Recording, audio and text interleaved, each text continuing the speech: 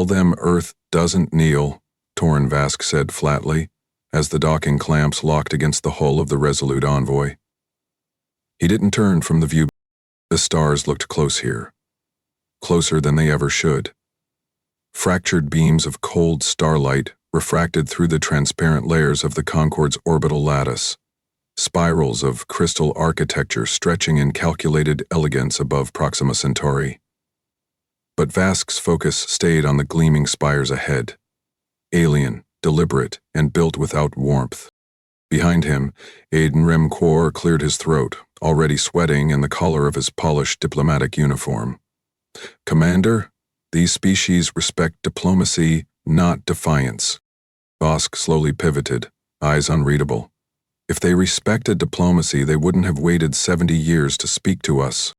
The airlock hissed open with hydraulic breath, flooding the chamber with a dry chill and a scent like burnt glass and crushed shell. Nairn blinked, drawing back.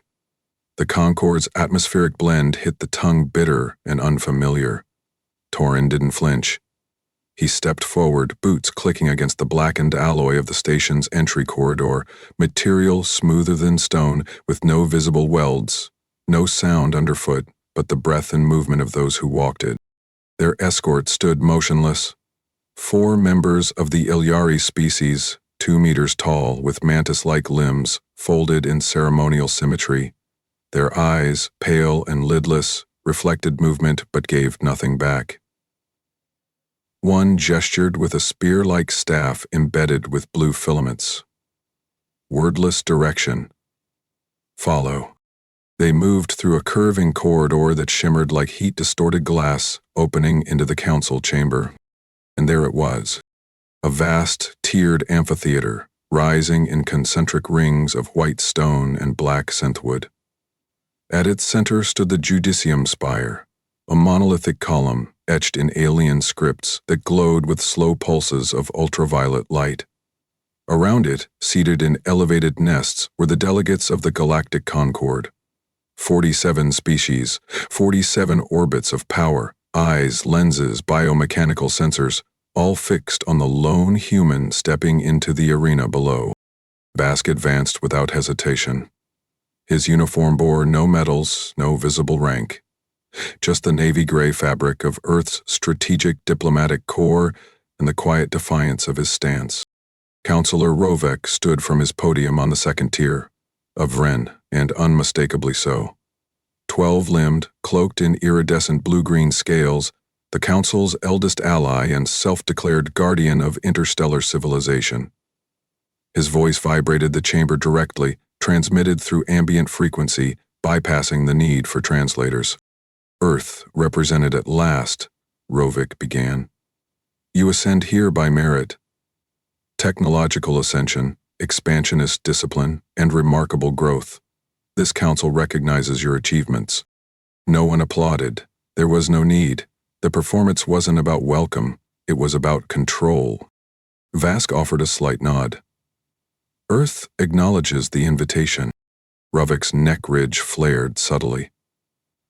But entrance to the conquer requires equilibrium, stability, and above all, trust.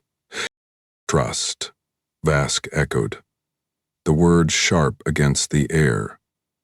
Trust is mutual, is it not? The council chamber remained still. Rovik extended one limb toward the spire. A section of the floor retracted, revealing a spherical construct. It began to rotate, projecting figures mid-air, laser plasma patterns forming rotating schematics. Earth's antimatter warships, defensive orbital arrays, fleet trajectories, all detailed to their component structures.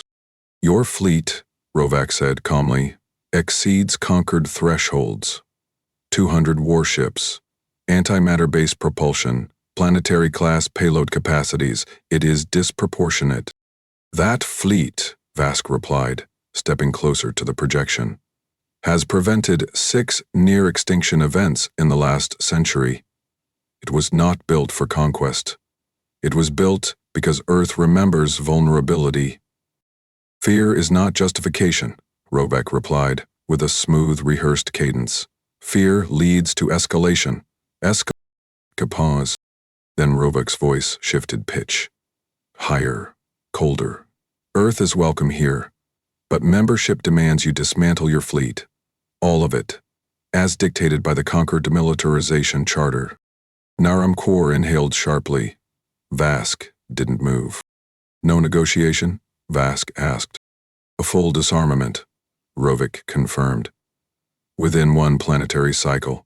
In exchange, Earth will be protected under the Concord's sphere. You may keep orbital platforms for planetary defense, but your deep space armada must be nullified. The vote chamber dimmed. Above them, lights in the ceiling formed a rotating dial. One by one, symbols blinked red. Vask counted them without expression. Yilari, Kadran, Vrosh, Helenak, Vren, all aligned.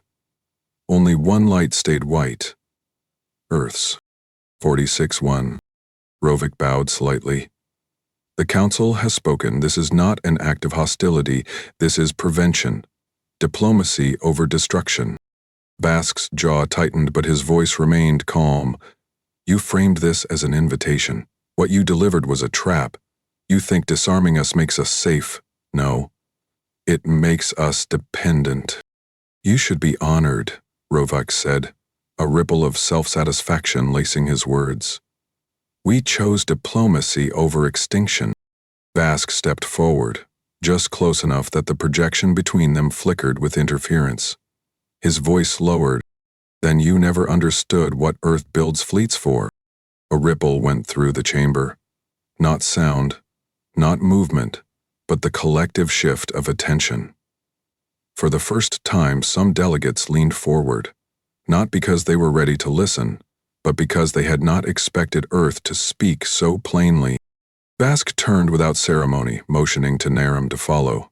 No handshakes, no formality, just the impact of a cold refusal. As they re-entered the crystalline corridor, Naram whispered, "They'll sanction us. You know that." "They already did," Vask answered. "Now we prepare for what comes next."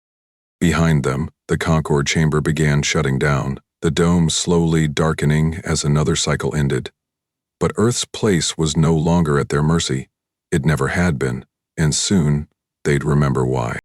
Not because of what Earth said, because of what Earth would not let go. The elevator's descent groaned through 20 kilometers of reinforced strata, a vertical journey that stripped away sunlight, signal, and surface sentiment.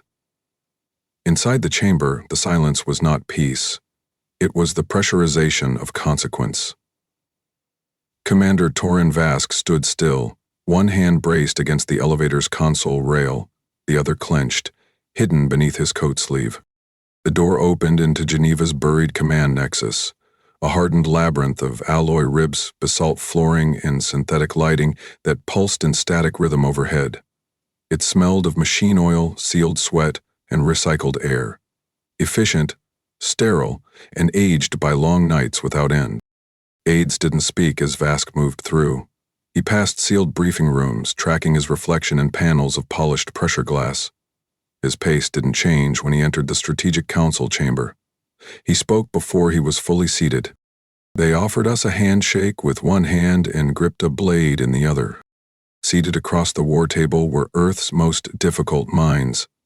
Strategist Dren Kolvar, lean as a fracture line and twice as sharp, tapped a stylus against a stack of data boards.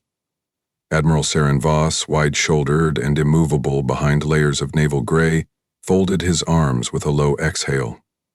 Above them all, the main tactical wall displayed Earth's lunar fleet in a cold orbit, dozens of markers aligned like teeth circling a throat. Kolvar didn't look up. "What's their endgame?" Vask replied, stepping beside the table. "Then either we collapse without deterrence, or they act with no pushback. Either way, Earth loses leverage." The Concord didn't invite us in. They drew a kill box around us and labeled it membership. Voss let the words settle like gunpowder dust. "You're saying the vote was already counted before you landed. I'm saying the fleet was the real target, not the seat." Kolvar flicked to a new panel. Mars orbit. A small formation of incoming vessels blinked red. Monitoring flotilla, he muttered, Vren-class gravimetric signatures. If those are what I think they are. They can pin a cruiser midburn, Voss interrupted. No missiles, just shut you down like pulling a wire from the spine. They're not here to watch, Vask said. They're here to wait. For compliance. Or an excuse. He pulled a slim case from his coat. Laid it on the table. Inside, 5 schematic chips flickering with cold blue overlay. These are Luna's decoy blueprints, hulls only, no drive cores, no functioning systems, shells layered with sensor-fooling thermal modules. We build them in orbit, let the Vren scan them. From the outside they'll match fleet signature profiles exactly. Boss narrowed his eyes. And the real ships? Bask pulled up a second file, darker in display. We reskin the fleet. Quantum scatter shrouds. Designed by Kashmir Labs. Rejected in '44 for being unstable during multi-vessel formations. But if we can modify each warship's field generator to mimic subradiant void echoes, we might thread them through Vren sensors. That's theoretical, Kolvar warned. Scatter shrouds create ghost signal echoes. That tech wasn't stable. You remember what happened to the Baltic Run. We don't need stable, Vask answered. We need invisible. Boss drummed his fingers once, then stood. He approached the side panel and entered a clearance code. Another screen lit up. The countdown clock began. 183 days. 6 months, he said, until the Concorde's inspection team arrives. After that, every lie we tell starts cracking under scrutiny. Kolvar rose from his seat. Assuming the flotilla doesn't act sooner. They won't, Vask said. Not unless we give them cause. The Vren move like wolves. Measured, patient, but only if the prey looks cornered. He moved to the wall map. His finger hovered over the lunar dry dock, then traced a slow line to the Mars blockade. We simulate compliance. The fleet begins dismantling. Meanwhile, engineering units on Luna rotate in shifts, round the clock. Every decoy gets layered with high-grade ablative paint, heat sinks, signal scatter. There'll be empty husks that burn bright and fool long enough. Kolvar didn't sit. And the Concorde? We feed them headlines, Vask said. Constructed unrest, political instability, we revive the old border disputes, make Earth look too divided to coordinate full disarmament, draw out the process, diplomacy by chaos. Risky, Voss muttered. If they push harder, they won't push if they think we're tripping over ourselves. Kolvar's brow lifted. So Earth becomes unstable on purpose. Temporarily, Vask said, long enough to reposition the fleet. There was no applause, no agreement voiced, but both men understood. Earth didn't have a better plan. It had a necessary one. A warning light blinked from the east panel. Live feed from Luna. Technicians began hoisting the first decoy frame into dry dock rotation. The framework shimmered under floodlights. Smooth, skeletal, convincing. As the platform rotated, heat plumes flared out, matching known emissions of a Vanguard-class destroyer. Vask leaned close to the viewport. His breath barely fogged the glass. They want us to comply, he said quietly. But the last time Earth complied with foreign enforcement, it cost us a generation. We don't give them that again. Kolvar stepped beside him. You think they'll buy the bait? They don't need to, Vask replied. They just need to see it. Voss returned to the table, activated a final layer of clearance. Then let's get to work, he said. Schedule Luna for continuous shifts. No uplink delays, no tech flagged for absence. And scramble secondary arrays on Earth's media channels. We're about to make the world look unstable. A slight tremor passed through the floor, not from machinery, but from the reinforcement stabilizers adjusting deep beneath the Alps. It reminded everyone how far underground they really were, how much of humanity had gone below to survive, long before any aliens ever noticed their signals. Vask turned back to the tactical display. The moon hung there, alone in orbit, but not defenseless. Not anymore. Ulvar exhaled. For once, we're not acting out of fear.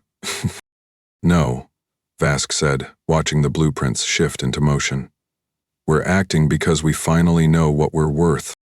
Above them, the Earth continued to turn, but beneath the surface, war plans had already begun moving. Quietly, the alloy gantry groaned under its own tension as the final frame of the decoy dreadnought rose into lunar drydock Base 7. Floodlights scanned every weld seam, every thermal panel, casting long shadows over workers in exosuits maneuvering with grip-locked boots and magnetic stabilizers. Despite the artificial gravity, the air still carried a faint tremor, caused not by engines but by the heat transfer cables under full load as cooling systems struggled to keep pace. Torin Vask stood on the elevated inspection deck, arms folded tight across his chest, eyes narrowed behind the polar visor of his suit. Each decoy ship below looked authentic from a distance. Tapered hulls, signal nodes, visible cannon ports, even simulated reactor bulges beneath thermal shields. But inside, they were hollow, cold, deceptive by design. "They're 3 minutes behind schedule," came a gravel-lined voice beside him. Vask turned slightly. Lead engineer Korn Hellor approached, wiping sweat from his brow despite the suit's internal climate regulator.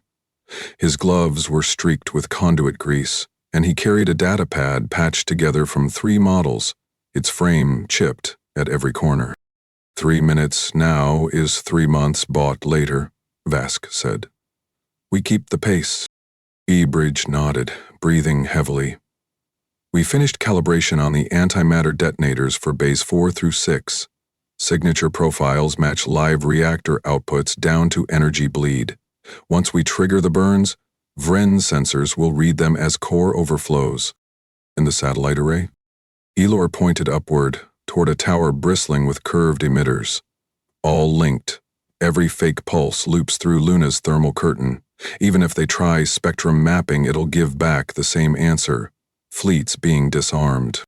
Vask didn't smile. He leaned against the console railing, feeling the vibration roll through the frame into his bones. A sensation built for humans.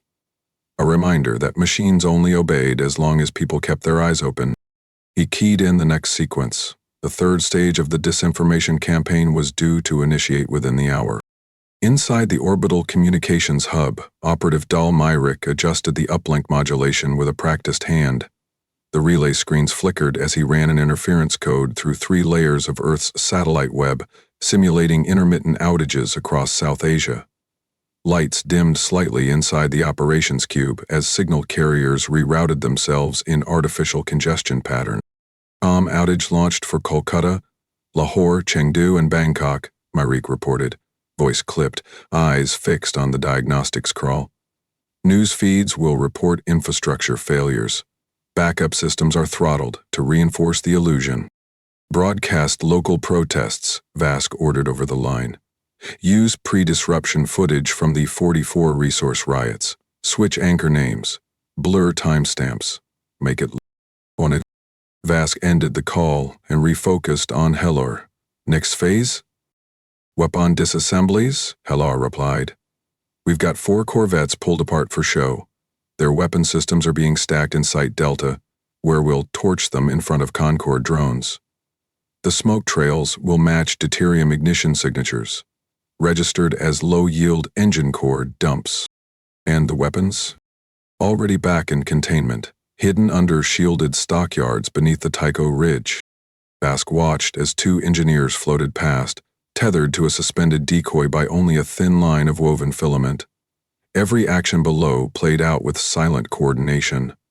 Hands moving fast, shoulders tense, men working like the seconds were heavy and the walls too close. Elor glanced sideways. "You really think they'll buy it?" "They don't need to believe it," Vask replied. "They need to hesitate, just long enough." The observation deck darkened slightly. The station's passive lighting adjusted to incoming proximity triggers. A subtle buzz passed through the scaffolding. A mechanical ripple rather than a sound, the result of a nearby gravitational distortion brushing Luna's outer field. Elor stiffened. Something just passed the outer relay. Before the words were finished, the hologrid blinked red. Vask reached over and slammed his hand against the manual override. The wall display shifted. Real-time orbital footage emerged. A long, spear-like silhouette crept into frame, drifting across the black void just above Mars' shadow line. Wren scout vessel. No banners, no transmission codes, no hail. It drifted in full scan posture, panels extended, rotating every 30 seconds to catch telemetry sweeps. First scouts, Halor muttered. Their eyes just got closer. Redirect all non-essential emissions to shadow banks, Vask barked. Kill any uplink beams not masked through Tycho Ridge. Drop dry dock activity by 20%. Make it look like we're winding down for compliance.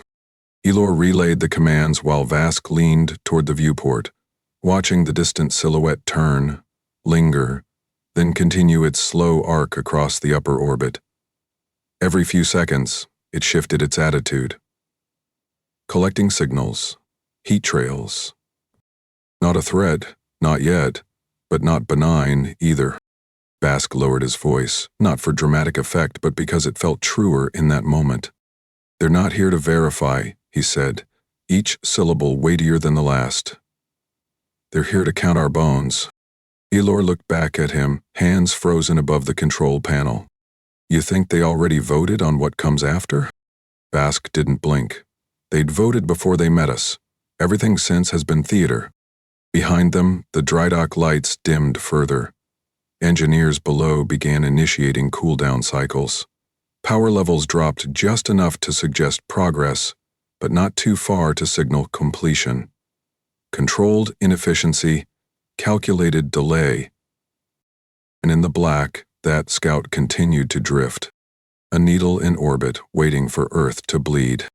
Vask tapped the wall panel again, pulling up Earth's weather feeds and political broadcasts. Within 2 hours, footage of armed protesters in Manila and truck blockades in northern China would play on every Concord monitoring channel. The world below would look fractured, disordered, incapable of uniting behind anything, especially not resistance. Myrick's voice returned over the channel. Second layer blackout engaged, Middle East feeds scrambled, civil unrest trending across 16 Concord observation nodes, reputational degradation underway. Good, Vask said. Make Earth look fragile, isn't it? No, Vask answered. Just better at playing weak than they are at staying strong. The Vren Scout adjusted its vector again. This time it began transmitting. No words, just signal logs. Wave compression analysis, sweep results. Vask tracked every frequency. His eyes didn't blink. And behind him, 100 hollow warships stood still, waiting to burn. The air in Luna Dry Deck Control was thin, colder than usual. The scrubbers worked but slowly, as if the walls themselves had begun to suspect the lie. Commander Torn Vask stood behind the main operations deck, eyes fixed on the angled viewport that overlooked Dock 11. Below, 4 massive decoy cruisers were suspended by magnetic clamps, their outer layers scorched and ruptured by carefully staged demolition charges. From above, it looked like compliance. Up close, it was theater. Incoming clearance request, Lieutenant Fen Dask called out, adjusting the console's frequency dial. Tag diplomatic, Vrin Crest, inspector level designation. Time frame, Vask asked without lifting his gaze. 4 minutes to dock. He turned. Tell Myrick to scrub every back channel, no internal feeds leave this station, and rotate all outer defense grid signatures to non-lethal calibration. Dask nodded and began relaying commands. The dry dock's glass vibrated under him from nearby energy transfers. No sound entered the control center, but the motion sank into the soles of their boots. Moments later, the corridor doors hissed apart with mechanical reluctance. The Vren inspector entered.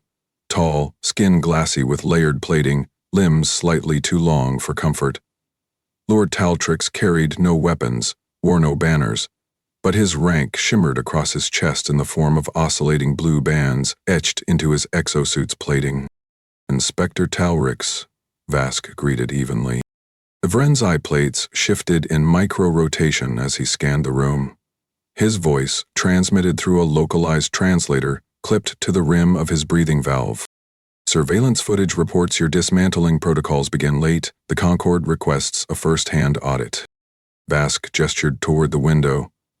We've had logistics problems. Reactor scaffoldings corroded mid-transfer. Supply delays from Atlas 1. You'll find the process underway. Talric stepped forward, tapping a node on his forearm. A small disk lifted from his belt and floated toward the viewport. The probe began recording, its data beam syncing with Vren orbital receivers. Dask whispered, "They're pulling magnetic mass displacement scans." Vask lowered his voice. "Make sure our internal grav projectors match the weight of stripped-down ships." The inspection continued. Talix observed the dismantling with a static expression, but Vask saw it. The slight pause when the inspector caught the identical patterning in the reactor fragments, the repeated scorch angle, the two uniform rupture shapes. Talrix finally turned. "One of your detonated core vessels has symmetrical fracture alignment on both axes. Antimatter overflow never yields that. Your engineers didn't vary the trigger shape." Vask didn't flinch. "Not a weapons engineer. I run the timetable." Talrix tapped his arm console again. In orbit above, the Vren flotilla repositioned. 3 of their gravity cruisers broke formation and slid laterally into lunar approach vector. From the control deck, the change appeared on the external scan window like ants rearranging on glass. Dask's screen flickered red. "They've locked gravitational field vectors on docks 2 through 6. I've got magnetic distortion readings spiking. They're testing mass anchors," Vask said. "They're trying to catch us moving anything that shouldn't exist." The screens rippled with feedback as one of the real Terran dreadnoughts, buried beneath crustal shielding, flexed against the gravitational clamp. The torque sensors lit up yellow. The clamps strained to hold their positions, resisting the crushing force. Talric's tone remained even. "Unauthorized mass variance detected below dock thresholds. You're concealing active vessels." Vask turned fully to face him. "We agreed to allow surveillance, not seizure." Talrix raised a long arm. "You're in violation. The Council will be notified." Before Dasks could speak, the field feedback peaked. The clamps groaned across the magnetic grid. One of the hidden dreadnoughts, Corman's Oath, dipped by 4 degrees. It wouldn't take more than seconds before structural panels sheared. "Sir," Dask barked, "they're going to rip the hull." Vask stepped forward. "Ready the pulse array." Dask's eyes widened. "We haven't tested it under multi-vector lock." "Then we test it now." He slammed the override panel, and Heller's engineering crew scrambled on the lower level. "Feed all pulse sinks to shipboard capacitors," Vask ordered. "Synchronize burst over 5-second wave. Focus disruption through the crustal lattice. Blow the field net off their spines." Talrix stepped back. "Engaging a military countermeasure will be viewed as hostile." Vask stared him down. "So, is aiming gravity weapons at our docks?" Dask keyed the firing code. Across the fleet's buried location, sync beacons pulsed in coordinated rhythm. Vask closed his hand into a fist. "Now." The synchronized antimatter pulses detonated under Luna's surface. A ripple tore through the magnetic substructure, forcing a surge across the anchored field planes. For a moment, the entire dry dock tilted. Consoles blinked out. Static slammed across the communications grid. The gravitational clamps shattered like glass, snapping back and hurling 3 Vren field vectors into orbital recoil. Corman's Oath rose from its false berth like a rising submarine, breaching ice. The screen flickered, then locked again. Dask looked up, breath short. "We're exposed." "Send black alert to Geneva," Vask said. "Patch through full footage. They'll vote within the hour." Talrix was already broadcasting. Moments later, the Concord chamber thousands of kilometers away lit red. On the secondary screen, symbol after symbol flashed in sequence. "Violation acknowledgement. Enforcement resolution passed. The Council authorizes full orbital blockade, Talrix announced without tone.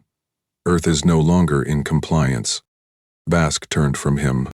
Ben, trace their outbound encryption. I want their relay path dissected. Dasks worked fast. Packet signals structured through dual band, standard Vren frequency layering, wait, buried in the repeat interval. That's a control packet. Command hierarchy encoding. Bask leaned close. Is it centralized? Looks that way. Packet latency drops on every tertiary channel. Everything they do routes through one ship. That's their coordination core. Vask's voice dropped. Find which one. He looked through the viewport again as Earth's deception burned into open confrontation. No more masks. Time to plan for the next move. Outside, the cold dark shimmered with new movement.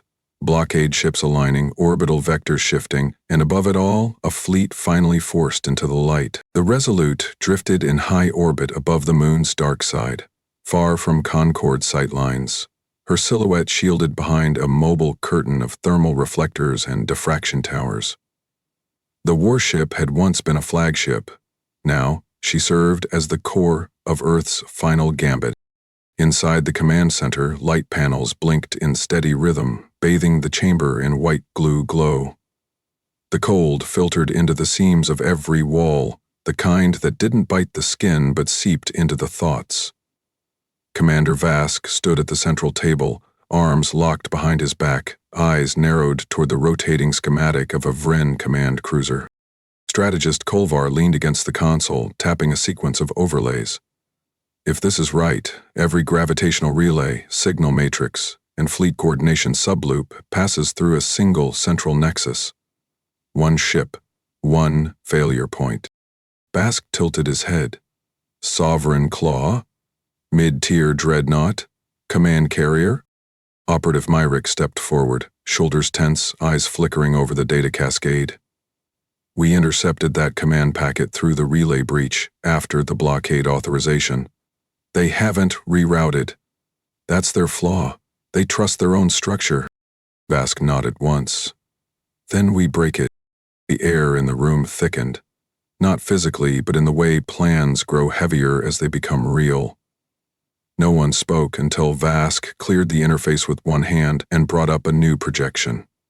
A stolen Vren scout shuttle, hull scarred and scraped, currently housed in Dock 8 of the Resolute.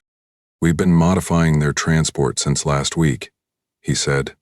Halor's team stripped the transponder, rewired the core, grafted a Terran guidance frame beneath the surface paneling. To them, it'll look like one of their own. We slipped past their perimeter during the Perseid debris wave. The Sovereign Claw won't be able to track every particle during a kinetic shower. Myrick exhaled. You want a shuttle that's never been tested, covered in our tech, flown through a debris cloud with one target. Breach the Nexus, upload a live code virus. Vask didn't flinch. That's the plan. Kolvar straightened. Who's piloting? I am.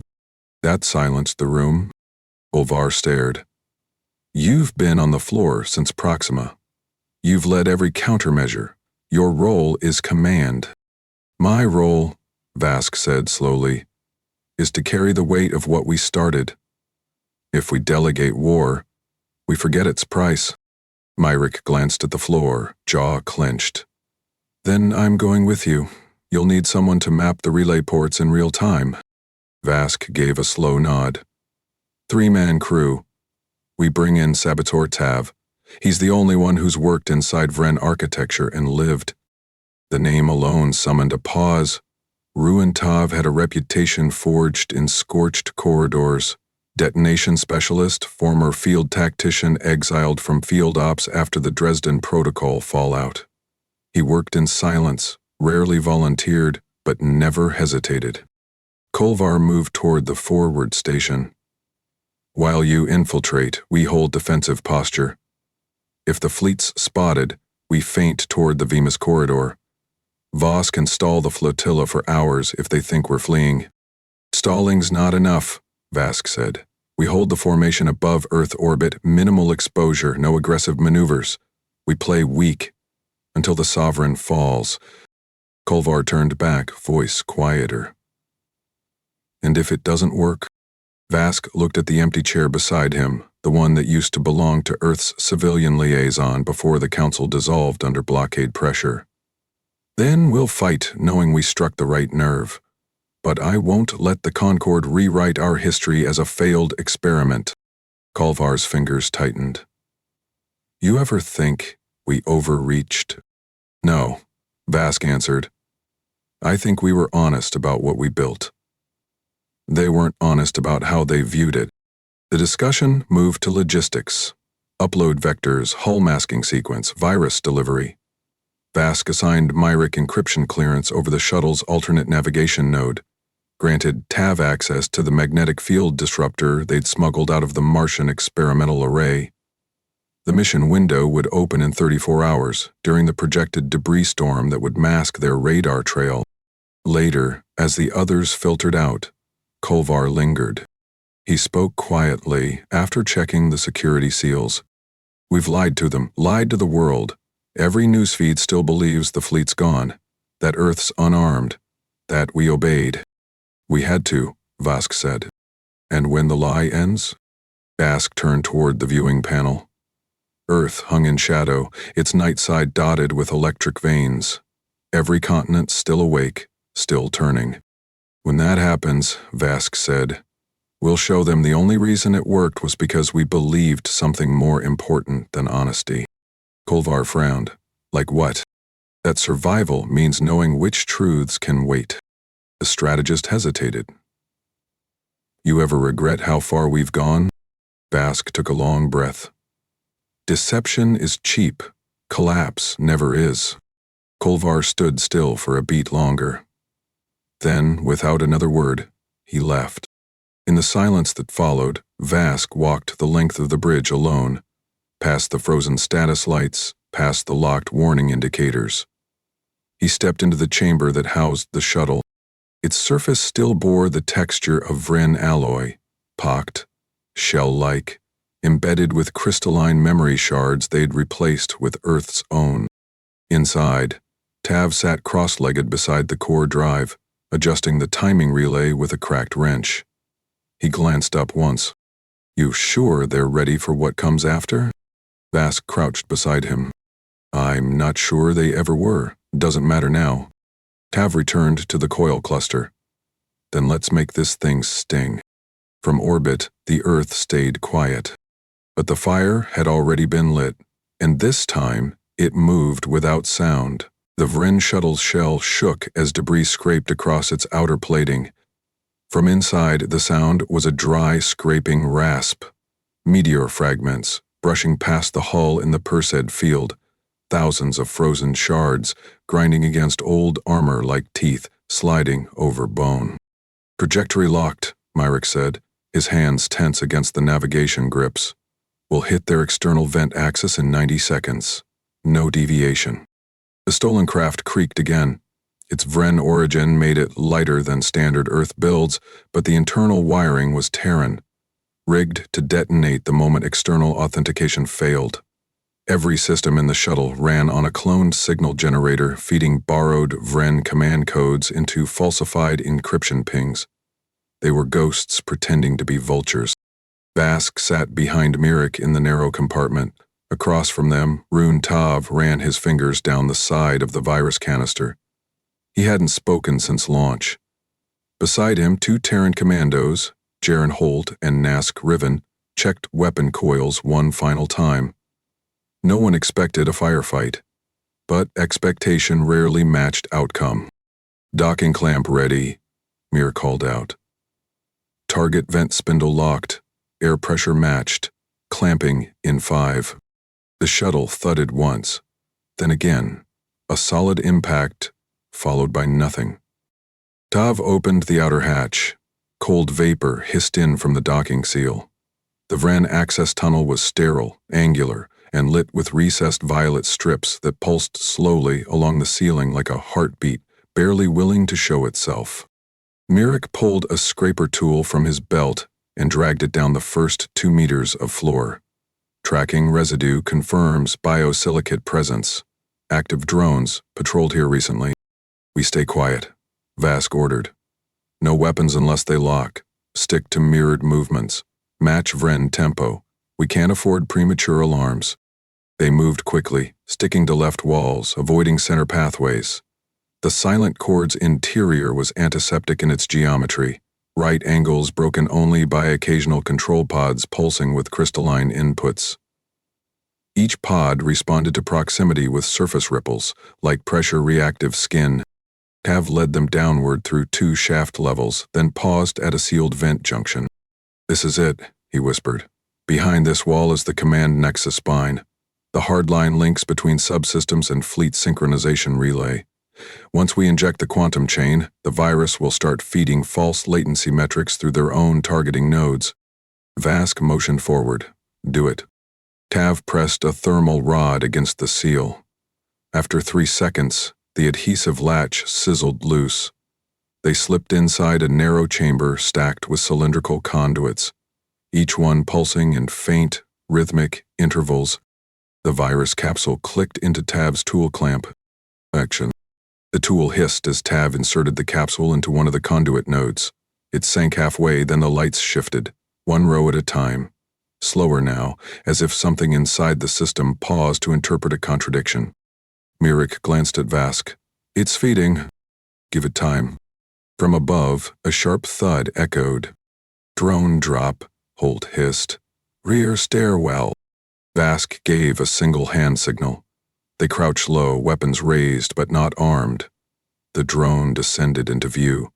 Spherical, with 6 rotating limbs and a flickering central lens. It paused, scanned the chamber, hovered in place for 3 heartbeats. Then it passed. They exhaled. All but Tav, who winced and stumbled against the conduit. Riven caught him. "You hit?" "Just got clipped earlier," Tav grunted. "I'll manage." The virus uploaded silently for 12 more seconds. Then, Tav's tool blinked green. "Done. It's in." "Time to leave," Vask said. They reversed their path.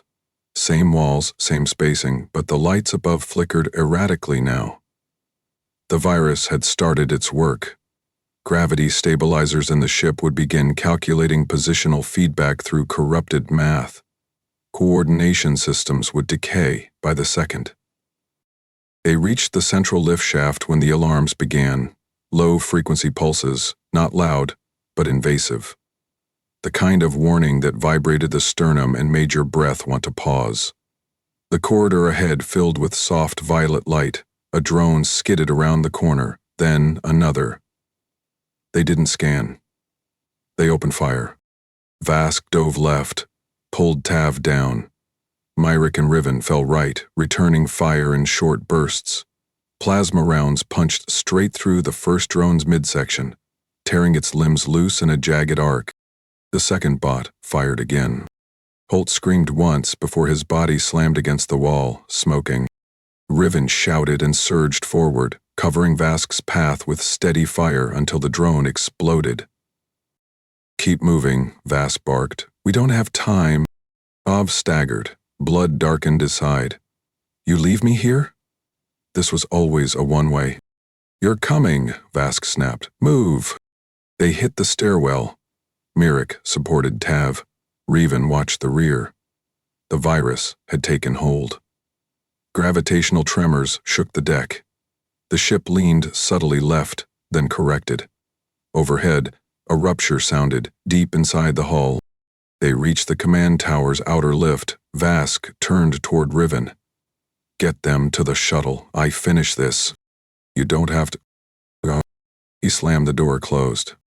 The Vren High Command chamber sat in the tower's heart. Vask stepped through a wide circular hatch into a darkened room lined with floating data filaments. Crystalline strands danced overhead, flickering from corrupted input. Vren Commander Rassic stood before a central display. No guards, no panic. "You climb so fast," Rassic said. It terrified them. Vask stepped closer. Then they should have climbed with us. Rasek nodded slowly. They wanted order, you showed them direction, and speed. That's always what unsettles power. This war wasn't our choice.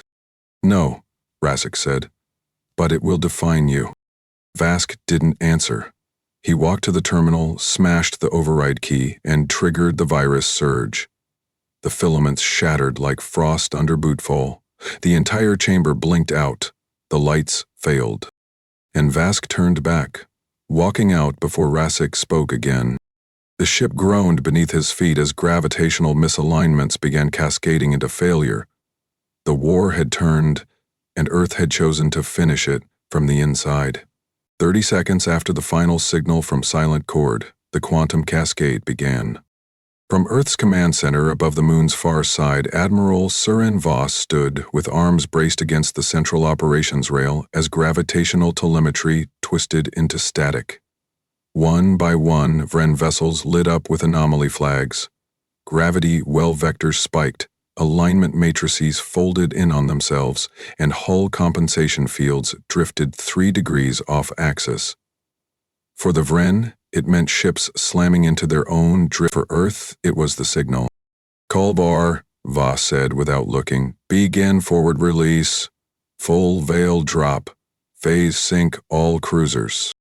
Strategist Dren Kolvar nodded and keyed the command. The stealth veil disengaged. From behind Luna's cold shadow, Earth's hidden fleet emerged. 22 vessels, hulls coated in scatter film, armed with antimatter lances stored in shielded bays. Their formation opened like a fan, symmetrical and silent. Captain Tern Vakul, commanding the lead destroyer Aegis line, flicked through targeting markers. 17 ships listing, 8 more drifted out of formation. They're blind. Not blind, Kolvar said, adjusting the overlay. Dizzy. They can't stabilize. Every internal compass is telling them something different. The Vren flotilla looked like it was tumbling in slow motion. Carriers collided with their own support craft. Interceptors spiraled out of command arcs, some scraping atmospheric limits before correcting. Communications across their formation flashed irregular bursts, but none locked to consistent bandwidth. Voss leaned closer to the display. Pick your shots, no missiles, no area burns. Target command nodes only. I want this clean. Baka relayed the order. All units engage with isolated cores, no spillover. We leave their cities untouched. The Aegis line fired first. A focused antimatter lance ruptured the drive node of a Vren cruiser. No secondary blasts followed. The containment field neutralized as designed.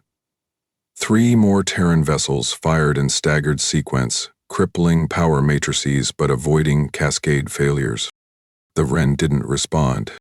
They couldn't. One of their signal cruisers tried to realign. Its stabilizers flared. But the virus re-injected conflicting values. The ship listed sharply to port and clipped the wing of a nearby carrier. Sparks flared as the 2 vessels spun off, tumbling apart. Voss moved around the command table slowly. Any planetary transmissions? Kolvar scanned. Nothing from Earthside. No cities engaged. Atmospheric grids remain locked. All ground systems quiet. Vakul's voice came over comms again. Sir, Horizons End reports 3 Vren ships adrift with crews signaling surrender. No kinetic activity on board. We can tow them. Log them. Capture only if stable. Another Vren command vessel flickered and went dark. Power flicked off from stern to nose like a collapsing tower. Earth's fleet closed in but held formation. No deviation. No panic. 8 minutes since engagement, Kolvar noted, and they've lost 70% of formation integrity. Voss turned toward the central viewport. The Vren blockade, once a solid ring of threat around Earth's orbit, was now a scatter of crippled wrecks and stalling drives. More ships surrendered than fought. None tried to breach Earth's defense perimeter. Kolvar checked the feed one more time. We have intact control over orbital traffic.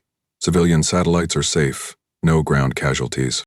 That's how we measure progress now, Voss muttered. By what we didn't destroy. Kolvar leaned forward. They called us volatile. Look at this grid. Not one misfire. Not one overburn. Voss met his gaze. Order isn't fear. It's clarity. Across the board, red markers turned gray. Systems registered null. What remained of the Vren fleet hovered motionless. Off balance, jammed by their own coordination failures, surrounded by an enemy that never shouted, never flinched. Earth's vessels maintained distance, not as a show of weakness, but as a warning. Kolvar rotated the map and tapped the node representing the Vren flagship. Silent chord. Still dark. No signal from their bridge. Vosk frowned. You think Vask made it out? Wouldn't have left unless the virus held. And if it didn't, then we wouldn't be standing here watching the Vren eat their own formation. The Aegis line pulled forward. A Vren corvette drifted nearby, leaking ions from its ruptured stern. Vakul hailed the main fleet again. All targets accounted for, blockade dissolved, recommend full orbital clearance. Voss exhaled slowly. Do it. Begin cleanup sequence. Dispatch drones to tag salvage points. Recover any disabled weapons tech before the Vren can remote wipe them. Kolvar adjusted his collar. How long do you think they'll pretend this wasn't a loss? They won't pretend, Vos said.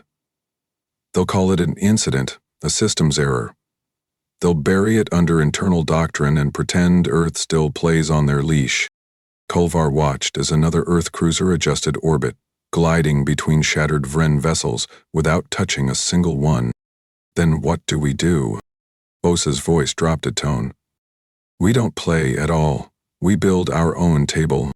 12 minutes after the first shot, the last Vren ship surrendered its transponder. No return fire. No counterstrike.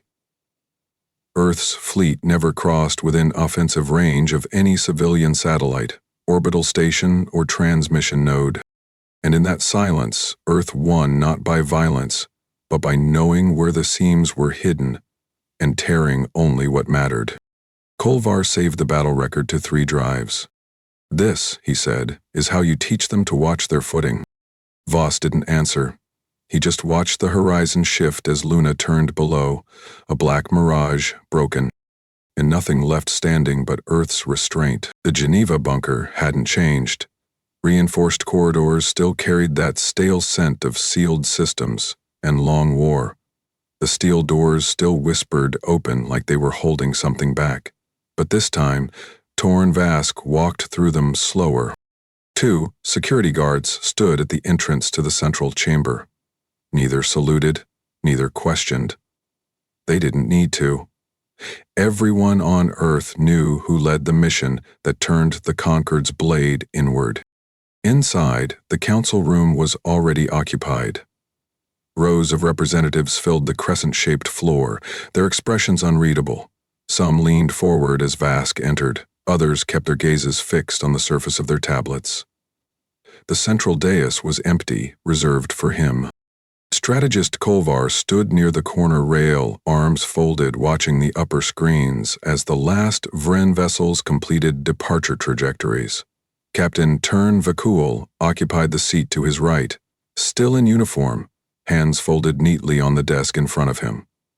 No one spoke. Not yet. Vask took the podium and looked up. The largest display still carried the final vote log. Concord Directive 7171, Earth's membership revoked. Motion passed, no sanctions, no military pursuit. The war ended, not with a treaty, not even with a demand. Just a retraction. Quiet, deliberate, cold. Vosk exhaled. They won't speak of this, he said. They'll erase it from their archives. You won't hear debates, no press briefings. The council won't even issue a formal statement. Because they can't explain how a species they tried to tame rewired their war. No one interrupted. The weight of what followed didn't leave room for questions. He continued, voice steady. They extended a hand with a knife behind it. We shook the hand. Then broke the knife. A few heads turned. Someone in the second row shifted uncomfortably. The cool didn't move. They called us volatile. Said we were too unstable to be trusted with power. And yet when the fleets broke orbit, we didn't touch a single civilian satellite. No cities were harmed. Not one atmospheric grid lost power.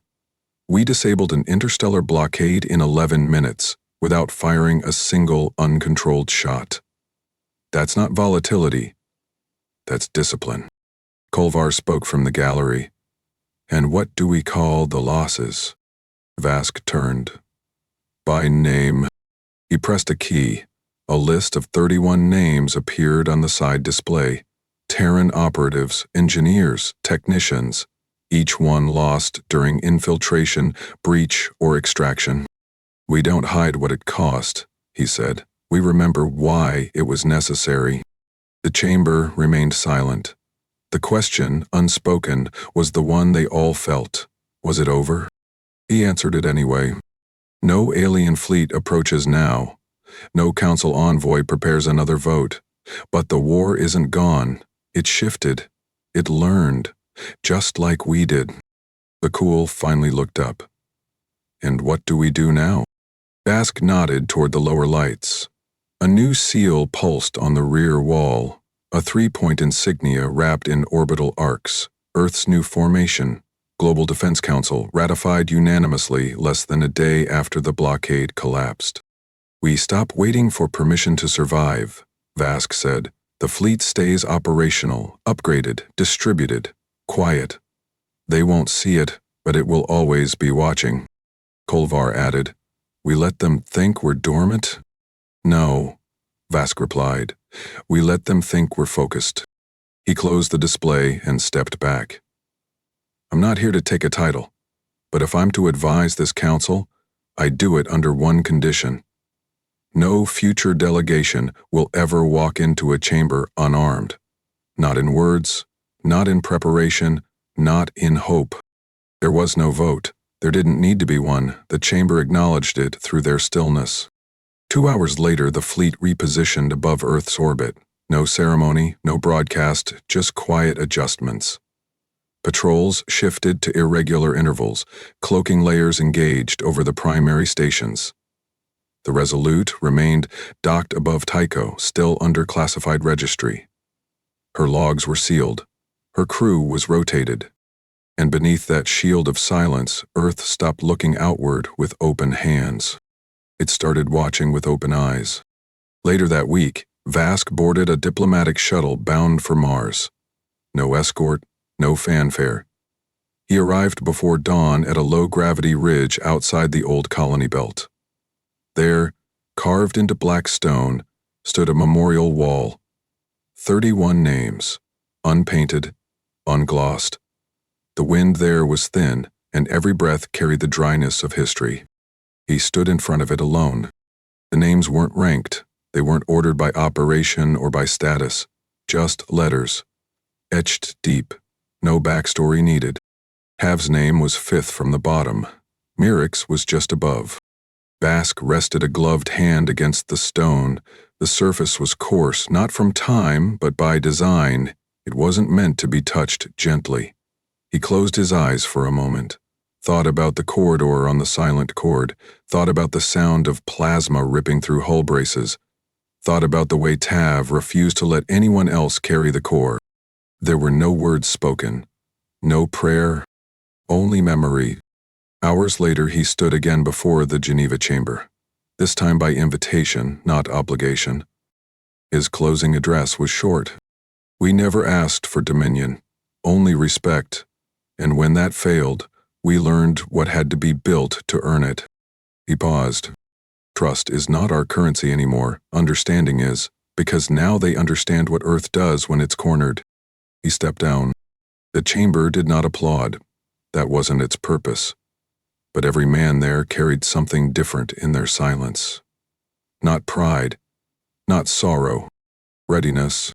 Far above, the stars carried on their rotations, and somewhere beyond the edge of Council territory, alien strategists reworked their maps, adjusted their charts, not because Earth demanded it, but because Earth had finally taught them the difference between noise and clarity.